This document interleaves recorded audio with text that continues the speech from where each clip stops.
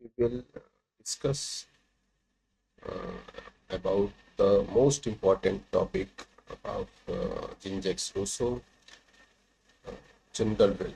General will uh, is a most important and relevant topic views on Jean-Jacques Rousseau because general will is a base of democracy. Rousseau की general will की ideology से ही उसके इसी विचार से ही democracy के कॉन्सेप्ट का या डेमोक्रेसी का जन्म होता है। मैंने आपको बताया कि रूसो जो है वह जनरल विल को एक समझौते द्वारा उत्पन्न करता है। रूसो का जो सामाजिक समझौता सिद्धांत है, रूसो ने जो अपना सामाजिक समझौता सिद्धांत दिया था, उसमें जो है वह हॉब्स और लॉक के विपरीत जो समझौता कराता है, उस समझौते के द्वारा वह एक जनरल विल को फॉर्म करता है और उस जनरल विल के द्वारा ही पूरी सोसाइटी को रूल करता है या गवर्न कराता है।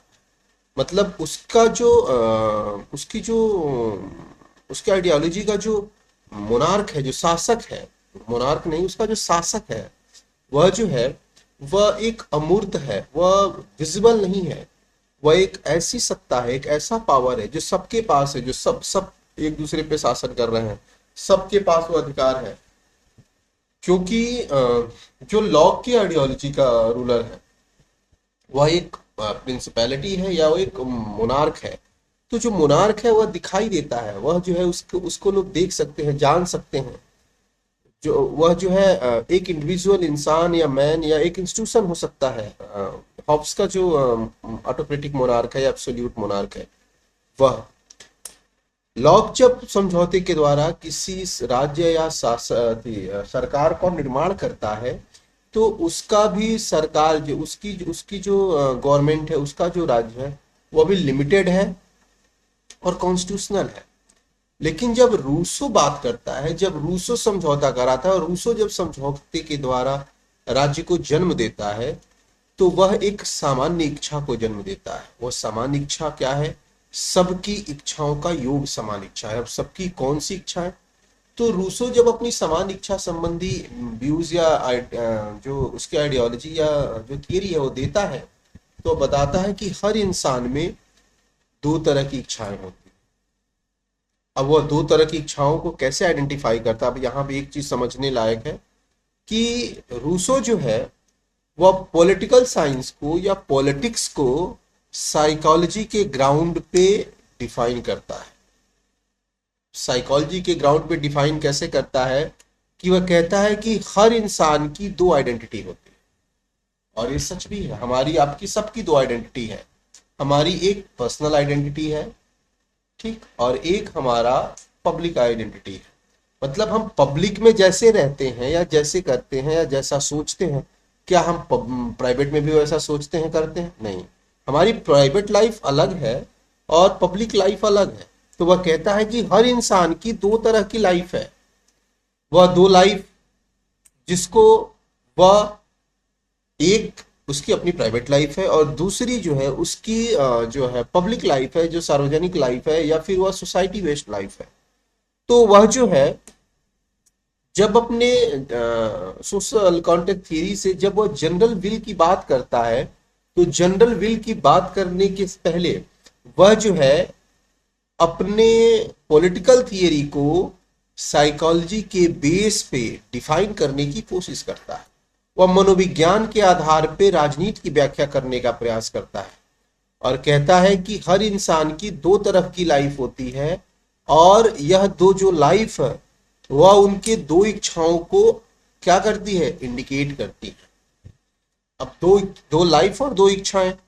तो कहता है कि जब वह अपने सेल्फ से रिलेटेड किसी बात के लिए कोई इच्छा करता है तो वह उसकी पर्सनल लाइफ हो जाती है, और जब वह सोसाइटी बेस्ड कोई बात सोचता है या करता है तो वह क्या हो जाती है?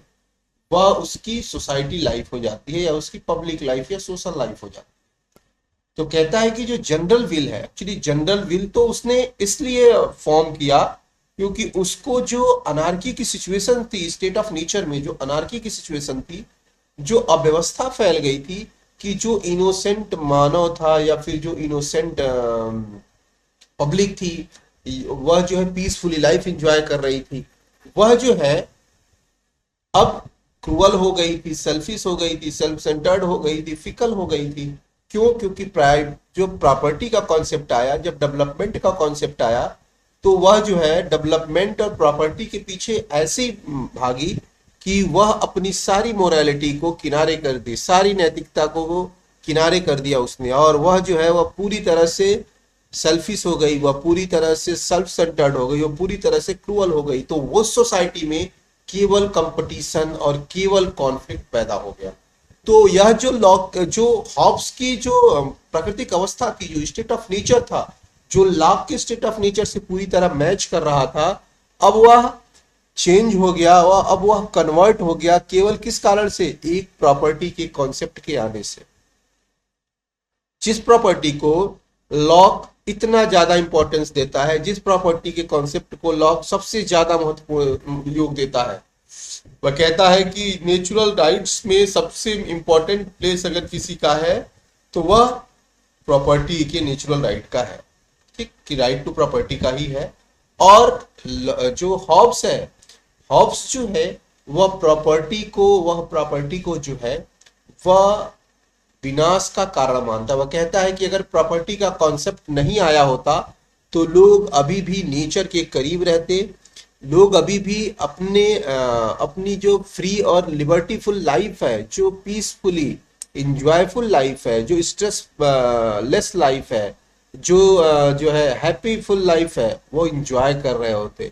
लेकिन डेवलपमेंट आया, डेवलपमेंट के साथ ही साथ प्रॉपर्टी का कॉन्सेप्ट आया, और प्रॉपर्टी के कॉन्सेप्ट आने के साथ ही साथ जो स्टेट ऑफ नेचर जो पीसफुल थी, जो टेंशन फ्री थी, जो है हैप्पीनेसफुल थी, वह पूरी तरह कन्वर्ट हो जाती है किसमें?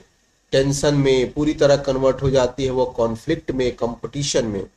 तो कहता है कि इस सिचुएशन से बचने के लिए लोगों ने आपस में समझौता किया, और आपस में समझौता करके उन्होंने एक नए तरह के सिद्धांत को, नए तरह के आइडिया को जन्म दिया। क्योंकि हॉब्स का समझौता सबका सबके साथ था, लेकिन उसमें रूलर जो है वो उसका हिस्सा नहीं था, और वह जो है रूलर को या शासक को आइडेंटिफाई किया जा सकता था, और वह जो है एक व्यक्ति या संस्था हो सकती थी जिसको उसने एब्सोल्यूट पावर डोनेट कराया। लेकिन जो रूसो का रूलर है, जो रूसो का सॉवरेन है, वह कोई एक व्यक्ति या संस्था नहीं है। उस समझौते में सभी लोगों ने सबको अपने अधिकार दे दिए, सभी लोगों ने सबको अपने पावर डोनेट कर दिए, और इस तरह जो है जो पावर डोनेट हुआ वह सबके हिस्से में आ गया। मैंने अपने पावर आपको दे दिया, आपने अपने पावर उसको दे दिया, उसने अपने पावर उसको दे दिया, और फिर चौथे ने वो पावर मुझे दे दिया। तो मैंने जो दिया वह मुझे मिल गया, मुझे दूसरे माध्यम से मिल गया। तो इस तरह हर इंसान दूसरे इंसान के पावर के साथ वह जो है किसी को कोई नुकसान नहीं हुआ था, सबके पास वो घूम के वो उसका पावर या उसका जो अथॉरिटी थी वो वापस आ गई। जिसको मैंने अपने लास्ट लेक्चर में आपको 10 रुपए के एग्जांपल से सिखाया था कि अगर मैं आपको 10 रुपया दूं, हम लोग मान लो 5 लोग हैं, मैं आपको 10 रुपया दूं, आप दूसरे को 10 रुपया दीजिए, दूसरा तीसरे को 10 रुपया दीजिएगा, तीसरा चौथे को देगा, चौथा पांचवें देगा, और पांचवा जो है मुझे दे देगा। तो इस तरह हमने सबने जो है एक दूसरे को 10-10 रुपया दे दिया, लेकिन किसी का रुपया खत्म नहीं हुआ, क्योंकि सबके पास 10-10 रुपया पहुंच भी गया।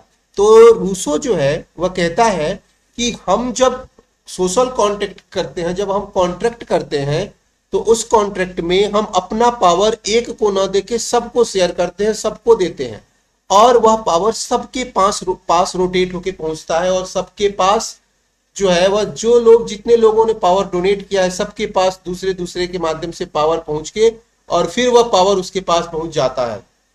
तो इस तरह से किसी की कोई क्षति नहीं होती, किसी को कोई हानि नहीं होती, और सब लोग उस पावर के साथ अपनी लाइफ को एंजॉय करते हैं।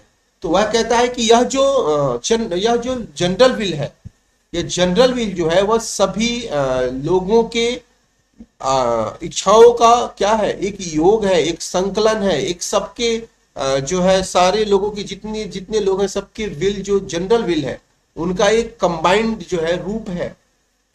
तो वह कहता है कि यह जो है जनरल विल है क्या? तो जनरल विल के बारे में जब वह बताता है तो वह कहता है कि जो जनरल विल है वह दो तरह की इच्छाओं से मिलकर बनता है। हर इंसान में कहता है कि दो तरह की इच्छाएं होती है। वह दो तरह की इच्छाएं क्या होती है? कहता है कि एक जो है वह एक्चुअल विल होती है और दूसरा जो होती है रियल विल होती है। अमूमन जो है, अगर हम आप अगर रूसो के जनरल विल को नहीं पढ़ रहे हैं, हम आप रूसो के जनरल विल पे चर्चा नहीं कर रहे हैं, तो हमें अगर आपसे कहा जाएगा एक्चुअल और रियल विल के बारे में, तो हम लोग एक्चुअल और रियल विल को एक ही विल समझेंगे, एक ही समझेंगे, एक ही मीनिंग समझेंगे। ठीक, एक्चुअल और रियल। लेकिन जब आप पॉलिटिकल के विद्यार्थी हैं, हम आप सब पॉलिटिकल के स्कॉलर हैं, तो हम आप जब इसकी चर्चा करते हैं, हम आप जब इसको पढ़ते हैं, तो पॉलिटिकल पॉइंट ऑफ व्यू से या रूसो के पॉइंट ऑफ व्यू से दोनों में अंतर है। वो कहता है जो एक्चुअल विल और रियल विल, या दोनों में नदी के दो किनारों जितना अंतर है। जो एक्चुअल विल है वह सेल्फ सेंटर्ड होती है, वह जो है वह क्षणिक होती है, वह जो है वह पूरी तरह से स्वार्थी होती है, स्वार्थ से प्रेरित होती है, वह सेल्फ इंटरेस्ट के बेस पे होती है। वह जो होती है वह हमारे इंडिविजुअल आइडेंटिटी को लेके होती है, वह जो है हमारी इंडिविजुअल लाइफ को लेके होती है। और दूसरी जो इच्छा होती है जिसे वह रियल विल कहता है, वह जो है सामाजिक हित से प्रेरित होती है। वह जो है वह समाज के वह जो है वह समाज की व्यवस्था से प्रेरित है। वह वह जो है वह जो सामान्य इच्छा है वो उसके दो तरीके बताता है, दो प्रकार बताता है। एक जो एक्चुअल विल है और दूसरा जो है वो रियल विल। एक्चुअल विल जो है वह स्वार्थ से प्रेरित है। एक्चुअल विल जो है वह सेल्फ सेंटर्ड है, सेल्फ इंटरेस्ट से रिलेटेड है, और वह सेल्फिश होती है। वह सिर्फ इंडिविजुअल होती है और उसमें सोसाइटी के लिए कुछ भी नहीं होता, वो सिर्फ सेल्फ के लिए होता है, अपने लिए होता है। और हर इंसान में यह दोनों विल पाई जाती है। वो कहता है कि हर इंसान में यह दोनों तरह की विल पाए जाते हैं, ये दोनों तरह की इच्छाएं हर इंसान में पाई जाती है। और दूसरा जो विल है जिसको वो रियल विल कहता है कि रियल विल जो है, रियल विल भी जो है वो सब में पाई जाती है। रियल विल जो है वह सोसाइटी बेस होती है, वह सोसाइटी के लिए होती है, और उसका जो वह जो है वह उसे आदर्श इच्छा के नाम से बताता है। यह जो रियल विल है वह आदर्श इच्छा है। तो इन दोनों इच्छाओं में वो कहता है कि हर इंसान में यह दोनों इच्छाएं पाई जाती हैं, एक्चुअल विल भी पाई जाती है और रियल विल भी पाई जाती है। एज अ ह्यूमन हम आप सबकी अपनी कुछ इंडिविजुअल इच्छाएं, रियल इच्छाएं होती हैं। जैसे हम जो है हम सोसाइटी, जैसे हमारी जो दोनों इच्छा है, हम जो जब रियल विल की बात करते हैं तो हम उसमें ऐसा कुछ सोचते हैं जो सोसाइटी के लिए हो, और जब हम एक्चुअल विल की बात करते हैं तो उसमें हम सिर्फ अपने लिए सोचते हैं। वो हमारी अपनी प्राइवेट इंडिविजुअल होती है, सेल्फिश होती है। जैसे अगर हमें कोई कपड़ा पहनना है तो हम तो पूरी सोसाइटी से कह नहीं सकते ना कि आप यह पहनिए, या फिर हमें कहीं फिर घूमने जाना है, या फिर कहीं ऐसा है कि कोई फिल्म देखना है, कुछ भी, या कुछ खाना है, तो उसके लिए जब हम अपने आप को तैयार करते हैं तो वह जो है हमारा एक्चुअल विल होता है। इसको जो है इस उससे भी समझ सकते हैं कि जो एक्चुअल विल होता है, जैसे मान लीजिए कि खाने की सामग्री है, जैसे चावल है, दाल है, या इन सब सामानों में जो राशन के सामान है या खाद्य सामग्रियां हैं, उनमें जो है कोई अगर कुछ मिलावट करता है तो मिलावट करने में उसका अपना लाभ है, क्षणिक लाभ है, वह स्वार्थ है उसका। क्योंकि वह उस मिलावट के द्वारा वह दूसरे का तो नुकसान कर रहा है, लेकिन वह दूसरे के बारे में सोच ही नहीं रहा है। वह सिर्फ और सिर्फ अपने बारे में सोच रहा है। नुकसान भले दूसरे का हो, लेकिन वह दूसरे के बारे में नहीं सोचता है, वह सिर्फ अपने बारे में सोचता है। तो यह जो विल है, यह जो इच्छा है, वह सेल्फ सेंटर्ड है, वह स्वयं की इच्छा है, स्वयं के लिए इच्छा है। तो रूसो कहता है कि इंसान में दो तरह की इच्छाएं हैं। एक जो उसकी इंडिविजुअल लाइफ से रिलेटेड है, जो सेल्फिश होती है, जो एक्चुअल विल है वह सेल्फिश होती है, सेल्फ सेंटर्ड होती है, और वह जो है वह सिर्फ उसमें इंसान अपने बारे में सोचता है, इसलिए जो है वह लिमिटेड होती है, क्षणिक होती है। लेकिन दूसरी जो इच्छा है जिसे वह रियल विल कहता है, तो रियल विल जो होती है वह आदर्श होती है, आइडियल होती है, और वह जो है सोसाइटी बेस होती है, वह पूरी सोसाइटी के लिए होती है। और उसमें जो है जो इच्छा होती है वह सोसाइटी को ध्यान में रख के होती है और सोसाइटी के लाभ के लिए होती है। तो जो रूसो का मानना है कि यह जो विल है, जो जनरल विल है, वह इस रियल विल का ही योग है, या फिर रियल विल को सबके अंदर की जो रियल विल है उन सभी के रियल विल को मिलाकर, जो है वह जनरल विल को फॉर्म किया जाता है। मतलब जो जनरल विल है वह सभी लोगों के रियल विल का योग है, या कंबाइंड जो है वह रिजल्ट है जनरल विल। मतलब जितने भी मेंबर्स हैं, जितने भी पीपल्स हैं, उन सब के रियल विल को का जो कॉम्बिनेशन है, जो कंबाइंड रियल विल है, उसी को वह एक्चुअल जो है उसी को जो है वह जनरल विल के बारे में, जनरल विल के नाम से बनाता है। और वह जो जनरल विल है वह सबके रियल विल की इच्छाओं का योग है। वह किसी भी के भी एक्चुअल विल को जनरल विल में शामिल नहीं करता। वह एक्चुअल विल को अलग मानता है और रियल विल को अलग मानता है, और रियल विल को ही वो सबसे ज्यादा इंपॉर्टेंस देता है, क्योंकि एक्चुअल विल तो सेल्फ सेंटर्ड होती है, सेल्फ इंटरेस्ट के बेस पे होती है, वह स्वार्थ युक्त होती है, वह स्वार्थी होती है। तो उसको वह इंपॉर्टेंस ही नहीं देता, वह देता किसको है, रियल विल को। और रियल विल से ही वह क्या करता है, जनरल विल को फॉर्म करता है कि सभी के जो सामान्य इच्छा है, जो आदर्श इच्छा है, इस आदर्श इच्छा के योग को जो है, योग को ही जनरल विल या समान इच्छा के रूप में जाना जाता है। और समान इच्छा ही क्या करती है, शासन करती है, समान इच्छा ही रूल करती है। अब जो वह कहता है कि समान इच्छा है, यह इसके दो अंग होते हैं। अब दो पार्ट कौन कौन से होते हैं, इसके दो पार्ट होते हैं। क्या कहता है कि वो सबकी इच्छाओं का जो है योग है, और सबकी जो है रियल विल का, सबके जो है वह रियल विल का योग है, और सबके जो है समान इच्छाओं का जो समान इच्छा है वह एक आदर्श इच्छाओं का योग है। और इसलिए वह कहता है कि यह जो है इसकी कोई सर्वमान्य परिभाषा उसने नहीं दी है, या फिर कोई भी इसकी कोई सर्वमान्य परिभाषा नहीं दे पाया है। यह बस यह कल्पना है, यह परिकल्पना है कि यह जो है वह सभी इच्छाओं के, सबके जो है जो रियल विल है उसका यह क्या है, यह योग है। ठीक। और यह वो कहता है कि यह जो है सिटीजन्स की वह इच्छा है जिसका लक्ष्य जो है, जिसका मेन ऑब्जेक्टिव, इस जो रियल विल है इसका जो मेन ऑब्जेक्टिव है वह वेलफेयर है, सोसाइटी का वेलफेयर है, सोसाइटी के लिए बेनिफिशियल है, और इसका जो मोटिव है वो सोसाइटी को बेनिफिट पहुंचाना है। जबकि जो एक्चुअल विल है उसका जो मोटिव होता है वह सेल्फ रिलेटेड होता है, वह स्वयं को लाभ पहुंचाना होता है, स्वयं को जो है वह ज्यादा से ज्यादा लाभ, क्योंकि वह स्वार्थ युक्त है, वह जो है सेल्फिश होती है, सेल्फ सेंटर्ड होती है। तो एक्चुअल विल का जो मोटिव होता है वो सीधे अपने को, स्वयं को लाभ पहुंचाना होता है, जबकि रियल विल का जो मोटिव है वो सोसाइटी के लिए बेनिफिशियल होता है, सोसाइटी को बेनिफिट पहुंचाना होता है, और वह जो है वेलफेयर के लिए होती है, वह सबके लिए होती है, सबके लिए उसमें इम्पोर्टेंस है। सबका जो है वह क्या करती है कि सबको ध्यान में रखती है, और वह जो है सबके अंदर होती है, हर इंसान के अंदर यह दोनों इच्छाएं होती है। तो वह कहता है कि जो जनरल विल जो फॉर्म होगा, जनरल विल जब बनेगा, तो इन्हीं जो रियल विल है, इस रियल विल को कंबाइंड करके, जोड़ के, सबके इच्छाओं के योग से जो है वह क्या बनेगा, जनरल विल बनेगा। ठीक। तो वह कहता है कि जो समान इच्छा है, समान इच्छा के दो अंग हैं। पहला सामान्य व्यक्तियों की इच्छा, ठीक, सामान्य व्यक्तियों की इच्छा, और दूसरा कहता है सामान्य हित पर आधारित इच्छा। अब सामान्य व्यक्तियों के, जनरल मैंस जो है, जो जनरल लोग हैं, या सभी लोग व्यक्ति, सामान्य व्यक्ति से क्या तात्पर्य है, सामान्य व्यक्ति से मतलब है इक्वल लोगों से।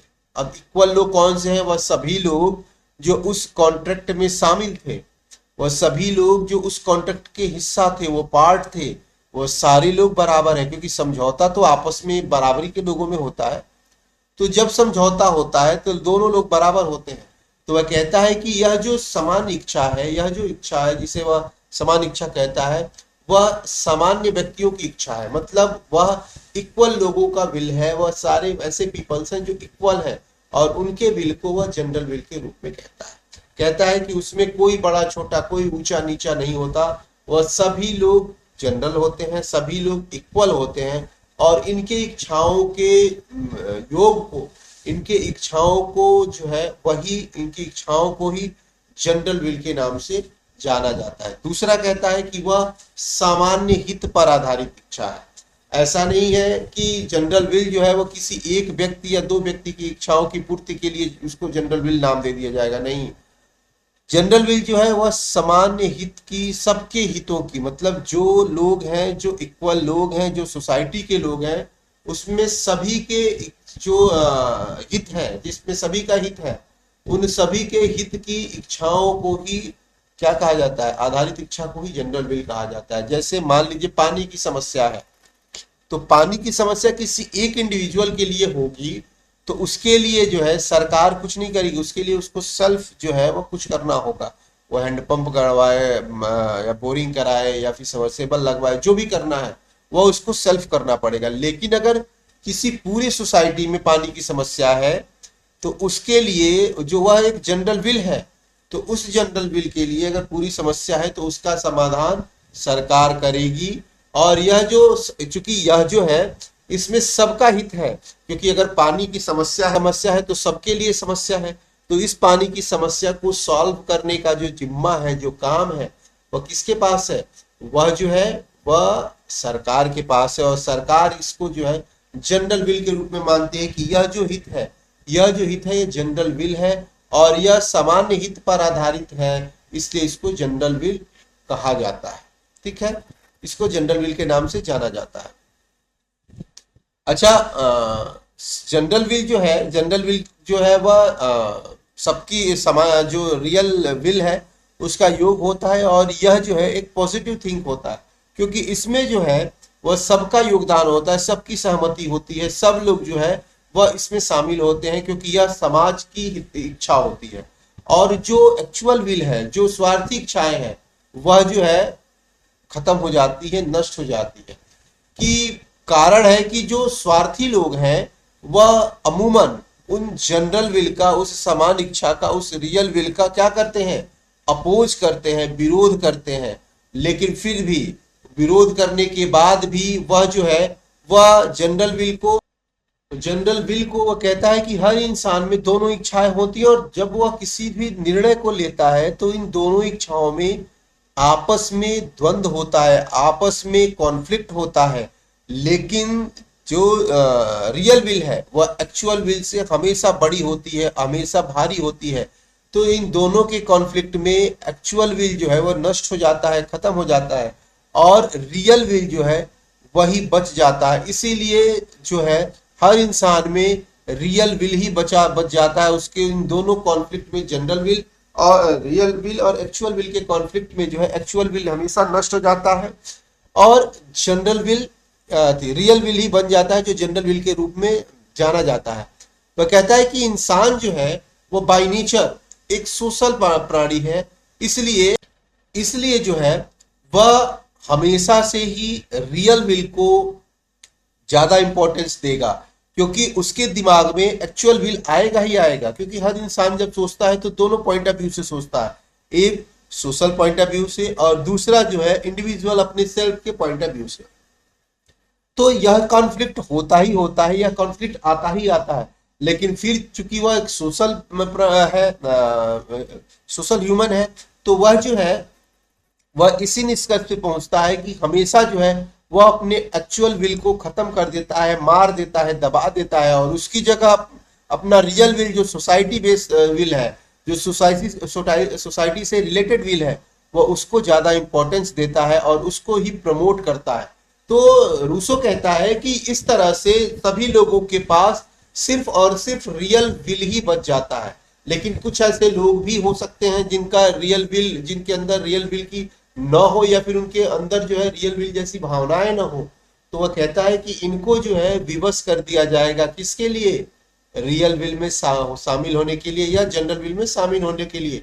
क्योंकि उसका एग्जाम्पल वह देता है, कहता है कि बहुतों को यह पता नहीं होता कि हमारे लिए क्या सही या क्या गलत है, तब उसको सरकार जो है, लेकिन बहुतों को पता भी नहीं होता।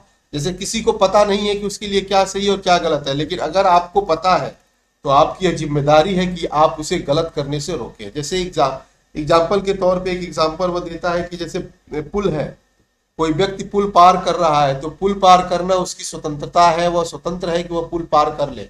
तो वह जो है वह पुल पार करने की कोशिश कर सकता वह पुल पार करने की कोशिश कर सकता है, लेकिन आपको पता है कि वह पुल टूटा हुआ है और वह जाएगा तो वह उसके लिए खतरा उत्पन्न हो जाएगा।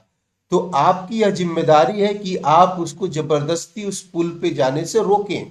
ठीक, तो इससे जो है यह जो पुल पे जाने से रोकना है वह उसके लिए बंधन नहीं है, यह उसके लिए लाभप्रद है, बेनिफिशियल है, उसके लिए उसका प्रिजर्वेशन है, उसके लिए सिक्योरिटी है। तो रूसो कहता है कि जो लोग इस अज्ञानता के वश कि इससे हमको लाभ नहीं है, हानि है, अगर इसमें शामिल नहीं होना चाहते या वह इसका हिस्सा नहीं बनना चाहते हैं, तो उन्हें जो है जबरदस्ती इसमें शामिल कराना होगा, जबरदस्ती उनको इसका हिस्सा बनाना होगा, क्योंकि उनको इसके लाभ के बारे में जानकारी नहीं है। उनको जो है यह पता नहीं है कि इसमें शामिल होने का क्या लाभ है, उनको यह पता नहीं है कि यह हमारे लिए ज्यादा बेनिफिशियल है। तो वह कहता है कि इस स्थिति में, इस सिचुएशन में जो है अगर जो व्यक्ति अगर जनरल विल में शामिल नहीं है तो उसे जनरल विल में शामिल करने के लिए विवश किया जाएगा, उसे जबरदस्ती जो है वो जनरल विल में शामिल कर दिया जाएगा। ठीक, और वह कहता है कि जो कॉन्फ्लिक्ट है रियल विल और एक्चुअल विल में, उस कॉन्फ्लिक्ट के बाद जब रियल विल बच जाती है तो कहता है कि उसी रियल विल से जो है वही जो आदर्श शिक्षा है, वही जो सोसाइटी बेस्ड विल या इच्छा है, उसी के आधार पे समान इच्छा का निर्माण होता है। और समान इच्छा जो होता है वो 3 दृष्टिकोण से, 3 पॉइंट ऑफ व्यू से सामान्य होगी। ठीक, 3 पॉइंट ऑफ व्यू से सामान्य होगी वह समान इच्छा जो है। तो वह 3 पॉइंट्स कौन कौन से हैं? पहले तो यह सभी नागरिकों की सहमति आवश्यक है, तो सहमति पे आधारित होगी। जो सामान्य इच्छा है वह जो है 3 पॉइंट ऑफ व्यू से सामान्य होगी। तो उसका मतलब क्या है कि सबसे पहली चीज क्या है कि वह जो है वह सभी नागरिकों की सहमति उस पे आधारित होगी। जो समान इच्छा का निर्माण है, जो समान इच्छा का जन्म है, उद्गम है या जन्म है या बर्थ है या वो जब वह ओरिजिन होती है तो वह सबकी सहमति से होती है। ठीक, 3 पॉइंट है। वो कहता है कि सबकी सहमति से ही जनरल विल ओरिजिन होता है या जनरल विल फॉर्म होता है, क्योंकि जनरल विल में अगर सबकी सहमति नहीं है तो वह जनरल विल नहीं है। तो वह कहता है कि हर व्यक्ति के, उस सभी मेंबरों के, उस राज्य के सभी मेंबरों की उसमें सहमति होती है। ठीक, पहली चीज।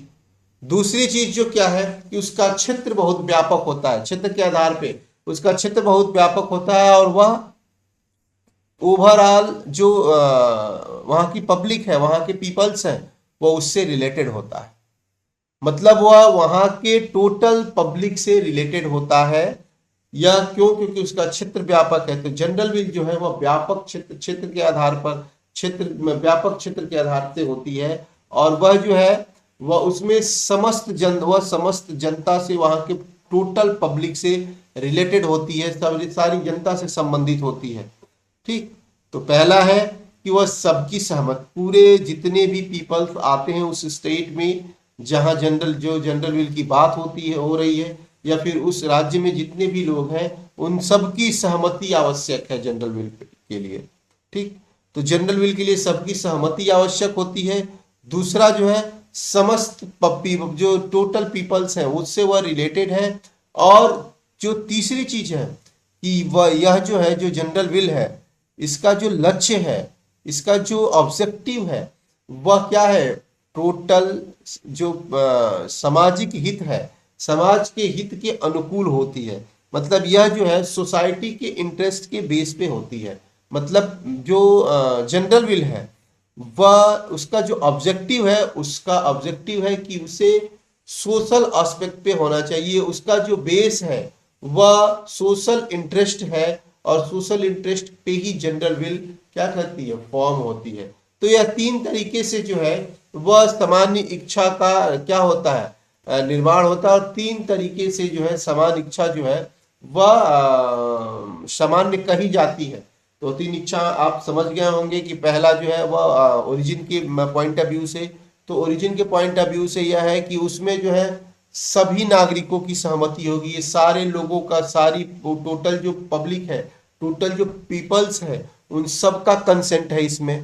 पहली चीज कि बिना कंसेंट के यह जनरल विल हो ही नहीं सकती।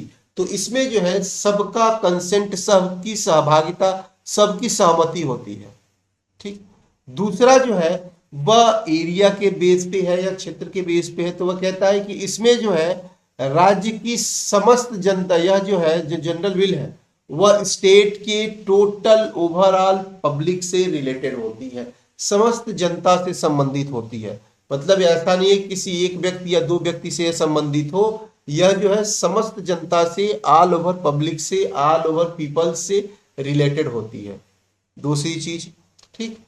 तीसरी चीज जो रूसो बताता हुआ यह है कि यह जो है ऑब्जेक्टिव पॉइंट ऑफ व्यू से कि इसका ऑब्जेक्टिव क्या होता है। तो इसका जो जनरल विल का जो ऑब्जेक्टिव है वो यह होता है कि यह जो है सोशल इंटरेस्ट के बेस पे होती है। मतलब जब भी जनरल विल होगी तो किसी एक इंसान के बेस पे नहीं होगी। जैसे मैंने पानी का एग्जांपल दिया कि अगर पानी की समस्या है तो वह किसी इंडिविजुअल एक व्यक्ति की है तो वह जनरल विल नहीं होगी। जनरल विल के लिए वह पूरे होल सोसाइटी की समस्या होनी चाहिए, क्योंकि वह जो है सामाजिक हित के आधार पे होती है कि समाज के अगर सभी लोग जो है उस पानी की समस्या से रूबरू हैं, अगर सभी लोग उस वाटर प्रॉब्लम को फेस कर रहे हैं, तो जो जनरल विल होगी वह क्या होगी, वह उस इंटरेस्ट से रिलेटेड होगी, वह सोशल इंटरेस्ट से रिलेटेड होगी, सामाजिक हित के बेस पे होगी। तो वह कहता है कि यह जो तीन चीजें हैं, यह तीन जो पॉइंट ऑफ व्यू हैं, यही तीनों पॉइंट ऑफ व्यू जो है वह क्या करते हैं कि वह जनरल विल को जनरल करते हैं या जनरल बनाते हैं, वह समान इच्छा को सामान्य बनाते हैं। अब आते हैं कि जो जनरल विल है उसकी कैरेक्टरिस्टिक या यह कह सकते हैं कि उसकी विशेषताएं क्या क्या है। ठीक। तो विशेषताओं में पहला है इंटीग्रिटी, अखंडता। अखंडता का मतलब यह है कि वह जो जनरल विल है वह विभाजित नहीं हो सकती। ठीक। ऐसा नहीं है कि एक इंसान के लिए अलग हो जाए, एक इंसान के लिए अलग हो जाए, नहीं। जो जनरल विल है उसका स्ट्रक्चर ऐसा है कि वह कभी विभाजित नहीं हो सकता। वह अगर विभाजित होती है तो फिर वह जनरल नहीं रहेगी, क्योंकि फिर उसमें दो तरह के विल आ जाएंगे। अगर दो खंड में विभाजित होती है तो दो विल आ जाएंगे, तीन खंड में होती है तो तीन हो जाएंगे। जनरल विल को जनरल रहने के लिए यह कंपलसरी है कि वह क्या हो, वह अखंड रहे, अखंडता उसकी रहे, और वह उसमें जो है वह इंटीग्रेट रहे, उसकी इंटीग्रिटी जो विशेषता है वह बनी रहे। क्योंकि अगर वह खंडित हो जाएगी तब वह जनरल विल नहीं रहेगी। तो पहली विशेषता जो जनरल विल की है वह इंटीग्रिटी है, अखंडता है। दूसरी जो है वह है सवर्निटी, संप्रभुता, कि वह जो जनरल विल है, वो जनरल विल जो है वह संप्रभु है, वह सर्वोच्च है, वह सुप्रीम अथॉरिटी है, सुप्रीम पावर है, वह उस पूरी सोसाइटी पे में सबसे पावरफुल है। क्योंकि आप सबने अपने कॉन्ट्रैक्ट, अपने पावर और अपने अथॉरिटी के बेस पर उसको क्या किया है, उसको फॉर्म किया है। तो इसलिए जो जनरल विल है, जनरल विल जो है वह सॉवरेनिटी होती है, सॉवरिन होती है, वह संप्रभु होती है। ठीक। तीसरी जो है वह है इनएलियनेबिलिटी। इनएलियनेबिलिटी का मतलब है अधेयता, कि ऐसा नहीं है कि जनरल विल जो है वह किसी को ट्रांसफर कर दिया जाए, किसी को दे दिया जाए, नहीं। यह अदेयता है, यह हस्तांतरित नहीं की जा सकती, इसका ट्रांसफर नहीं हो सकता, यह ट्रांसफरेबल नहीं होती। ये कि अभी मेरे पास है, अभी आपको और किसी और को ट्रांसफर कर दे, नहीं, यह हो ही नहीं सकता। वह जो है वह अदेय है, उसको दिया नहीं जा सकता, वह जो है ट्रांसफरेबल नहीं है, वह जो है इनएलियबिलिटी है, वह जो है उसको किसी दूसरे को हस्तांतरित नहीं किया जा सकता, वो जिसकी है जहां है वहीं रहेगी। तो जो जनरल विल है, जनरल विल जो है वह इंटीग्रिटी है, अखंडता है उसका, उसकी विशेषता। दूसरा वो सर्वोच्च पावर है, सुप्रीम है, वह सवर्निटी है, वह सर्वोच्च है, उसके ऊपर कोई भी सत्ता नहीं है, वह सर्वोच्च सत्ता है। और इस तरह से वह जो है वो सॉवरिन है और सुप्रीम है। उसके बाद वह जो है अदेय है, उसको दिया नहीं जा सकता, उसको जो है किसी को बांटा नहीं जा सकता, उसको किसी को छोड़ा दिया नहीं जा सकता, या फिर उसका कहीं हस्तांतरण नहीं हो सकता, उसका कहीं ट्रांसफर नहीं हो सकता। वह जो है वह कहता है कि जो जनरल विल है वह कभी भी ट्रांसफर नहीं हो सकती। फिर उसकी अगली जो विशेषता है वो नॉन रिप्रेजेंटेटिव है। वह कहता है कि इसका जो है कोई भी रिप्रेजेंटेटिव नहीं होगा, या अगर कोई रिप्रेजेंटेटिव हो जाता है तो इसका मतलब है कि वह जो जनरल विल है वह जनरल विल नहीं है, क्योंकि अगर उसने अपना प्रतिनिधि अगर उसने अपना रिप्रेजेंटेटिव रख लिया तो फिर उस रिप्रेजेंटेटिव के माध्यम से वह जनरल विल खत्म हो जाएगा, क्योंकि वह जो है वह जनरल विल रहेगा ही नहीं है। इसीलिए वह जो है कमेंट करता है। क्योंकि आपको यह बता दें कि रूसो का जो जनरल विल है वह डायरेक्ट डेमोक्रेसी को प्रमोट करती है, वह इनडायरेक्ट डेमोक्रेसी को नहीं करती है। वह डायरेक्ट डेमोक्रेसी की बात करता है और वह डायरेक्ट डेमोक्रेसी का समर्थक है। और जो जनरल विल का फीचर बताता है या जनरल विल की जो कैरेक्टरिस्टिक बताता है वह सारी जो है वह क्या है, वह डायरेक्ट डेमोक्रेसी के फीचर है। तो वह जब यह बात करता है तो वह कहता है कि यह जो है नॉन रिप्रेजेंटेटिव बिल है, क्योंकि कोई भी व्यक्ति कोई भी अगर संस्था अगर अपना रिप्रेजेंटेटिव नियुक्त कर देती है, अपना प्रतिनिधि नियुक्त कर देती है, तो इसका मतलब है कि वह अपनी आइडेंटिटी खो देती है। तो जो जनरल विल है अगर वह अपना रिप्रेजेंटेटिव अपॉइंट करता है या रिप्रेजेंटेटिव बनाता है या रखता है, तो इसका मतलब है कि वह जनरल विल नहीं रह पाएगा। वो जनरल विल की तरह क्या है, वो जनरल विल की जगह दूसरा एक या तो एक्चुअल विल हो जाएगा या फिर वो जनरल विल रहेगा ही नहीं। जो उसकी अगली विशेषता है वह है कि जनरल विल जो है वो परमानेंट होती है, अस्थायी होती है। वह कहता है कि ऐसा नहीं है कि आज जनरल विल है और कल खत्म हो जाए, नहीं।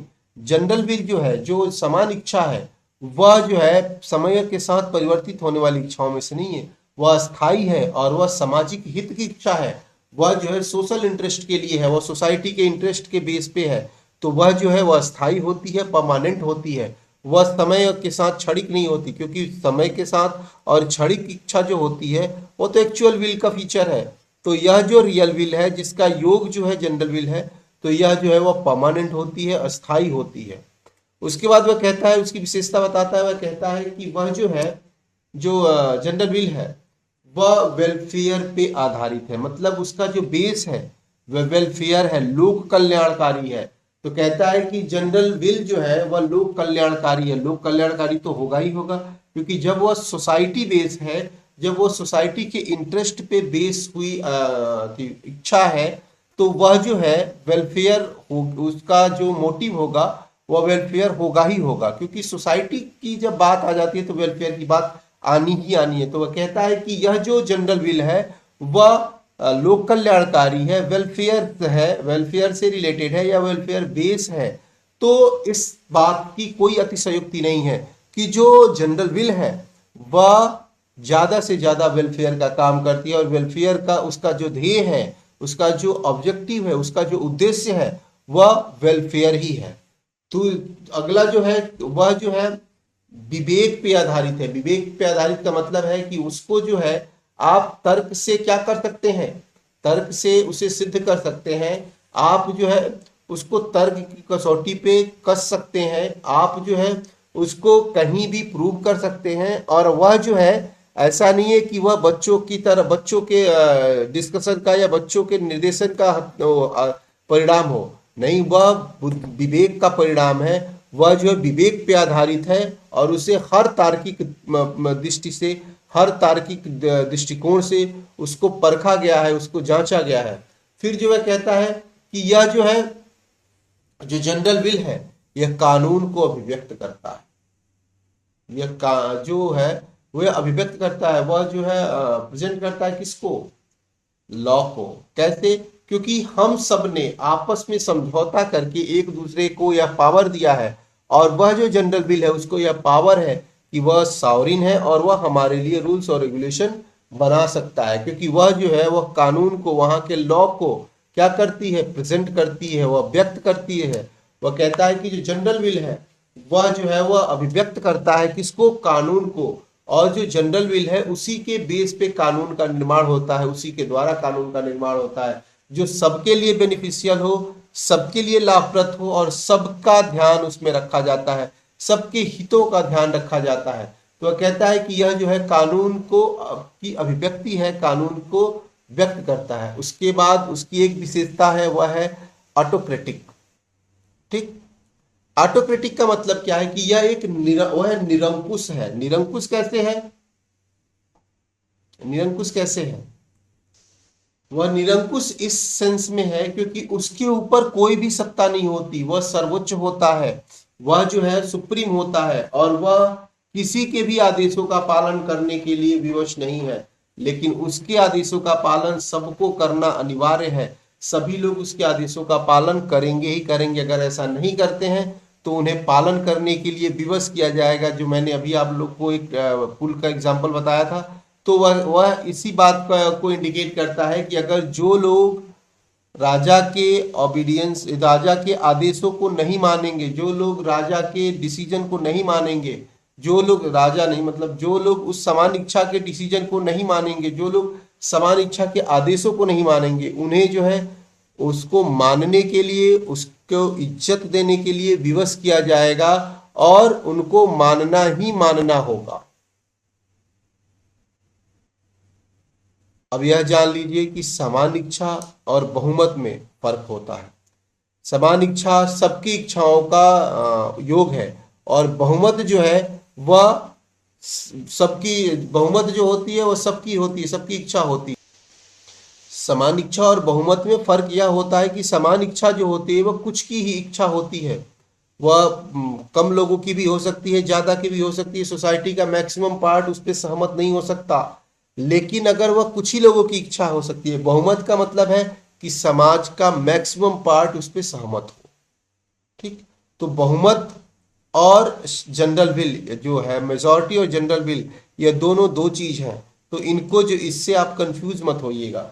उसके बाद जो है अब आते हैं कि यह जो जनरल विल है, तो जनरल विल ही जो आधार है किसका, लोकतंत्र का। इसी जनरल विल के आधार पे रूसो जो है वो लोकतंत्र को फॉर्म करता है, लोकतंत्र का आधार रखता है, लोकतंत्र के विचार को आधार देता है, और वह जो है इसी जनरल विल के द्वारा अपने सोशल कॉन्ट्रैक्ट को, अपने स्टेट को, अपने एक डेमोक्रेटिक फॉर्म ऑफ गवर्नमेंट को स्टेबल करता है, और जनरल विल के माध्यम से ही अपने विचारों को अभिव्यक्त करता है कि सरकार जो है वह जन सहमति पे आधारित होनी चाहिए, सरकार जो है वह जनता की इच्छाओं की सरकार होनी चाहिए, सरकार जो है वह सामाजिक हितों को ध्यान में रखकर बनाई जाने वाली सरकार होनी चाहिए। तो इन सभी चीजों को रूसो जो है वो बहुत खूबसूरती से आइडेंटिफाई करता है। हालांकि उसकी आलोचना भी बहुत होती है, उसको कहा जाता है कि वह जो है सर कटा लेवियाथन है, वह उसका रूसो के अगर सोशल कॉन्ट्रैक्ट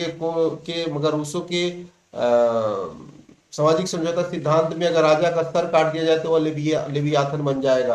तो वह जो है रूसो पे कई सारे आरोप लगाए जाते हैं, लेकिन फिर भी रूसो जो है वह लोकतंत्र जैसे एक अद्भुत और वर्तमान विश्व में सबसे ज्यादा माने जाने वाला, सबसे ज्यादा जो है वह भरोसेमंद, सबसे ज्यादा जो है वह जन सहभागिता वाला, सबसे ज्यादा जो है वह जन सहमति का एक गवर्नमेंट फॉर्म करते हैं, और इसी कारण से उनको फादर ऑफ पॉलिटिक्स का, फादर ऑफ जो है वह डेमोक्रेसी कहा जाता है।